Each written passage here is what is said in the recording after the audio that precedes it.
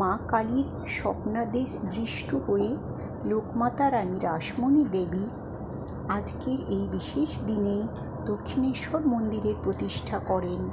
পরবর্তীকালে রামকৃষ্ণদেবের যা পরম লীলাক্ষেত্র হয়ে ওঠে, রামকৃষ্ণদেবের পদধূলিতে এই পবিত্র পীঠস্থান সকল ভক্তের হৃদয়ে চিরকাল বিরাজমান। বাংলা স্থাপত্যের এক অনবদ্য নিদর্শন এই মন্দির আজও অগণিত মানুষের মনে শান্তির আশ্রয়। আজ 31শে মে, এক পরম পবিত্র দিন। 1855 সালে আজকের এই শুভ পুণ্যতিথিতেই গঙ্গার তীরে প্রতিষ্ঠিত হয়েছিল ঐতিহাসিক ও আধ্যাত্মিকতার প্রাণকেন্দ্র দক্ষিণেশ্বরের কালী মন্দির। রানী রাসমণির গভীর ভক্তি এবং মা ভবতারিণীর ইচ্ছায় গড়ে ওঠা এই পুণ্যভূমি পরবর্তীতে শ্রী শ্রী রামকৃষ্ণ পরমহংসদেবের সাধনপীঠ হয়ে ওঠে।